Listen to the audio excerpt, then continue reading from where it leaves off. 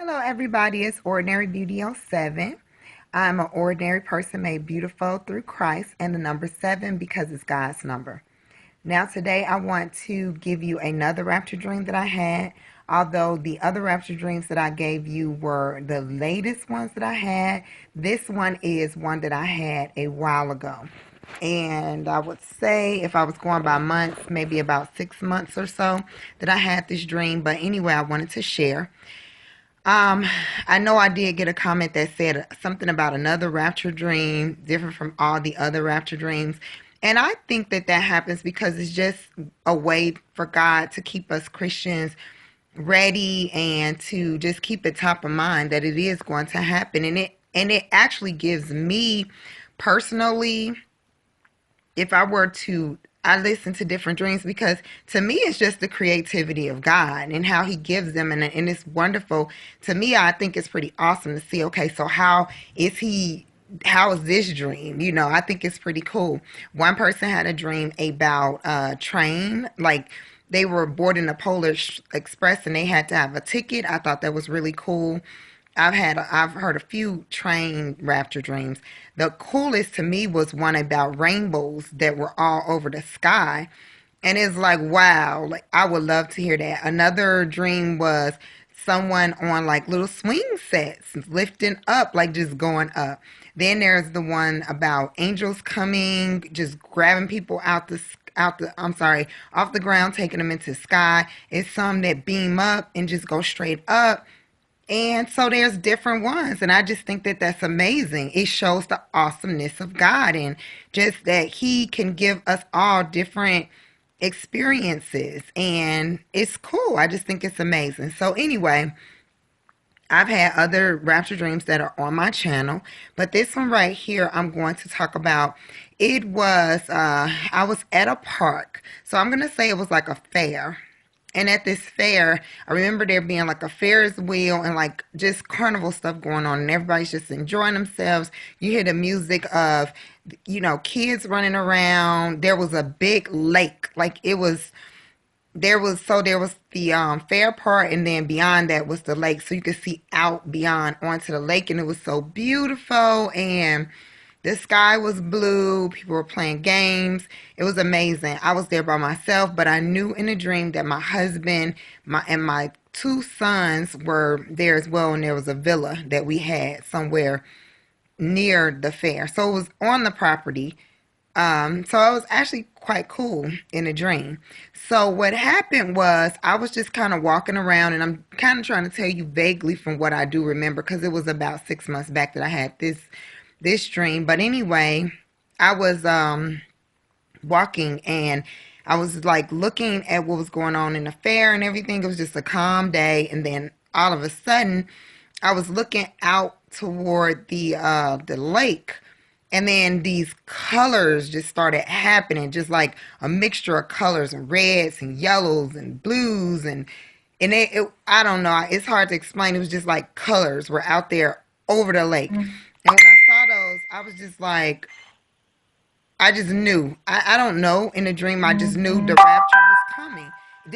Well, actually, this was the rapture. So anyway, what happened after that was people just started like going crazy because after I saw the colors, it was like somebody like took paint and they had a gallon of paint and then they tipped it over, and then colors were oozing out the sky. Like it was just like they were coming from the sky, red and yellow and blue, and it was all coming down, and it was like it was happening, and people started running. They was going crazy, and it was chaos. And I was trying to get back to my room, to my husband and my kids, because I knew it was like I was trying to see, because in some dreams, like you hear people say, the children got taken like first and things like that. Well, I was trying to get there, and when I got to the villa, the door was open, so I knew obviously my family wasn't in the villa. And I walked in, and I'm looking for my husband. I'm like looking for him and my sons all around the room. I don't see them. And then I start thinking, oh my gosh, they probably left the room to come look for me. Well, all of a sudden, as I was thinking about that, I went into my son's room and he had left a communication device for me. It was plugged into the wall like a telephone, but it wasn't a telephone. It was like something where I can dial into to let him know that I was okay. So it was almost like a communication thing that he left in the wall just so I can communicate with them and let them know. How did I know it was a rapture dream? I didn't go up. I didn't feel the sensation of going up. I saw nobody else go up. But it was almost like the pandemonium of what happens when it's just utter chaos and how everybody just goes crazy and they're looking for their families. And the truth of the matter is, when the rapture does happen, it will be because just the thought of people just leaving, people are going to start losing it. And so anyway, that's what was going on around me. I knew it was the rapture because the feeling was there. It was just, oh my goodness, like the chaos of just people going crazy. And the fact that I felt the lifeline that, okay, I can, I'll be able to be in touch with my family some way. And then I woke up from the dream. It was like I smiled and I said my son's name. I like, I got a lifeline. So that was that dream. It was very simple. And I like the experiences that I have because Christ has given me a lot of experiences. And I've learned to trust him throughout all my years. I said before that I was saved at a young age. And actually, I spoke about, my gift of speaking in tongues. And I will do a video on that as well, how I got the gift of speaking in tongues, how it came upon me at the time. But I do want you to know that at the end of the day, what I will share is how I came to know that the rapture was going to happen soon. For me, it was, and I don't know if I shared this in another dream, but if so, you could just cut it off here because I'm just going to say the same thing. But at the beginning of last year in January, I just got a knowing, like God told me the rapture was going to come like very soon. And it was such a pressure in my spirit and everything in me that I thought it was going to happen in January. I just started going crazy. I was telling everybody. I was just, I was anxious. And I know the Bible says to be anxious for nothing. But at the time, I was just like, I can't lose anybody. I got to tell everybody about God. Like, he's not playing. He's coming back. I had never felt that way ever, ever, ever, ever, ever. And it's not like I sit around just thinking about the rapture because that's totally untrue. Nowadays, I think about it because of what was put in my spirit, but that came out of nowhere, like absolutely nowhere. And when God puts and deposits something in you, it's something that's there that you can't get rid of. It's something you remember. It's something you hold on to. It's something so true for you. Now, other people that haven't received the revelation, they don't feel the same way that you do because it's not their revelation. So for me, I just started telling everybody. When February came, it was like it didn't happen yet. And when February came and, so you as a Christian or as someone that has been given a message from God, you have to, I'll say this, it's great when you have other people saying, okay, they've received things similar because what it does is it confirms it for you, but it also helps you to know that it's not just you going through these things. If I was the only black person in the world, I would definitely want to find another black person just to make sure, like, okay, let me see if there's someone out there like me. And I'm pretty sure, like, just like another small person would love to see another small person, just that you're not the only one. And that's just how it was for me. I just needed to know that I wasn't the only one. And once I started getting the confirmations from other people, and not anyone in my circle, like no one around me, no one, I couldn't find anybody. And as a matter of fact, I was scaring people more than I was, like, I wasn't trying to scare anybody. It's just, it was big on me, and I was trying to make sure that I got the message out because it was huge. And I was just like, oh my gosh, I got to get it out. I didn't even think we would make it to the year 2017. So I'm sure that those that had it in their spirit as well, that kept saying, I don't think that we're going to make it, was because we all had this feeling in us that doesn't come from us. Who wants to put stress into their body, a feeling of I got to get this out, I got to get this out because we just want to be doing it. I certainly don't. I have other things that I could be doing as opposed to trying to convince people that God is coming back right now. He placed it in my spirit.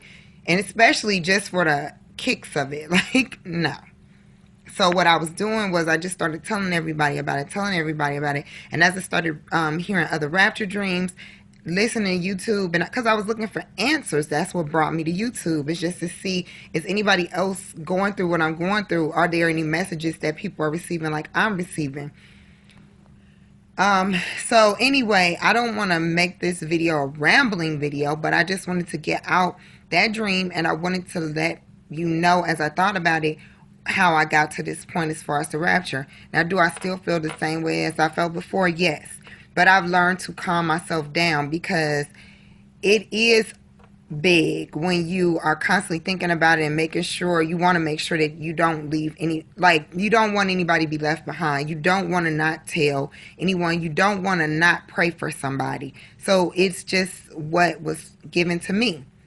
And like I said, when God gives me something, it's a knowing. There's no questioning it. It wasn't that I was trying to, did God say that? No, that's not. It wasn't, did God say that? It was, anybody else got this message that I got? Anybody else feeling the way I'm feeling? Because I just want to talk to that person here. It's interesting to me. It's exciting. And so anyway, that's what he told me. Do I still feel that he's coming very soon? Yes. Absolutely. I've just learned to calm myself down. In the interim, I've learned to pray for people. I learned to continue to talk about it and try to be less hyper about it and just try to tell my experiences, my stories, testimonies, listen to people, hear what other people have to say, and that's that. Now, I believe that the only way to God is through Jesus, and that Jesus, it was a sacrifice for us. He came down, he died on the cross, he loves us, he wants us all to have life more abundantly. God doesn't put us in hell. We put our own self there. God wants everyone to go to heaven. He said that he wants us all to have life and have it more abundantly, and it's not his will that anyone should perish. So anyway, I hope that this helps somebody. That's all I wanted to do. And I pray. It is Saturday the 15th, and I celebrated a birthday yesterday. The Lord has blessed me to make it to 42 years old. I am excited because the devil used to tell me as a young kid that I wasn't supposed to be here. And so much so that it was something that I kept saying because I thought so. But I had a mandate, and God had a mission for me. And he knew that if whatever God gives to me as far as things that have happened to me, things that have happened to others, I don't hold them in. I definitely am one of those persons people that will tell it, because I feel, what's the use in holding it in? Like, what is that going to do? I'll know it, but to God be the glory, and God deserves the praise and the honor and the glory, no matter what. We give the devil too much praise, honor, and glory, in my opinion, by the way we do things and by the things that come out of our mouths. For example, when people would say, what is one? Definitely a fame. I hear it all the time. My back was killing me, or my feet was killing me, and what you're doing is you're giving the devil everything that he wants, because when you're saying that, you are definitely speaking your demise into the air. You're saying it over and over and over. I felt like I had died, or I was gonna die, and all. I mean, we be saying all this stuff, we don't realize, like, what you're saying out your mouth. You're going to have whatever you say. Life and death is in the power of the tongue. We have to be careful about the things that we're speaking out of our mouths. And we just say things, and we're not thinking that these words do have power. So when you say, I feel great, and you don't feel great, and you keep saying, I'm wonderfully blessed, I'm highly favored, deeply loved, good things come my way. I'm the head, I'm not the tail. I'm blessed when I go out. I'm blessed when I come in. I'm a blessing when I go out. God puts me in the right place at the right time to receive his blessing and to be a blessing to others. Like, we need to start speaking those things that are good, those things that we want. I have, great health. I'm a blessing. And I told you guys in my other video about how I asked the Lord as a child for a brand new, a new house. And again, I was a child, and these are things that I wanted. And I knew that things came from God. I knew that He wanted us all. He wanted us to be blessed with what we say out of our mouth. And as a child, I spoke those things and I had those things. Now, I'm not saying that it's just okay. Not everybody prays to God about a new house or new cars or new or this or whatever they want. Not everybody does that because not everybody believes in God. But what I'll say is, for me personally, I pray to God every night. I talk to God every night. He's the one that my best friend I talk to, like I'm talking to you right now. That's how I talk to God. As a small child, I'm talking about elementary school child, into my middle school, into my high school, into my college years, into my young adult years, even into the point where I got married, I would talk to God in my bed. It's what I did, okay? At night, it was me and his time. And I did pray at a very, very young age for a brand new house with two new cars, white picket fence, a girl and a boy. Again, I was the youngest person in a very exclusive neighborhood, an African American couple, very young, 25 years old. And myself and my husband were between the ages, I think it was like around 28 when we moved out of our house, but one of the biggest homes in the neighborhood, brand new cars, Cadillac, Tahoe, every big ticket thing that you can possibly name to have. And it wasn't, and we knew God gave it to us. To God be the glory. When people would come to my house when I lived in another state and say they didn't even expect me to have this house, they would just be like, wow. Like some of my daughter's friends would come to the house and they were older, like my mom, my parents' age, and say, wow, like this is my dream house. Or I had a girl come to my house one day and it was so sweet because she was selling something. And I can't even remember what it was to this day, but what it was she was a high school student. And she knocked on my door, and when I answered, she just looked like, and I was just looking at her and I was like, hi. And she just kind of like held her thoughts, I guess, before she started talking to me. And then finally she said, I had wrote my name down on she was talking, she had said whatever, and then she gave me like this sheet, and then you write your name on the sheet and you give them money, whatever it was for, I don't remember. But anyway, she said, she looked at my thing and then she said, Miss Key. And I was like, yes. And she said, can I ask you a question? And I said, yes. And she said, when you were, younger, did you ever think that you would live like this when you got older? And I said, yes. And then I said, because I had already prayed for this, and this was just a manifestation of what I prayed for. God gave it to me. So He aligned everything in my world to line up so that I could be in that position. And it's like things that I have done. I've had people prophesy to me as a young age that I was going to go all around the world, that I was going to travel, and I was gonna be and do things that none of my family has ever done. That was very true. Through my husband, I met my husband, my best friend.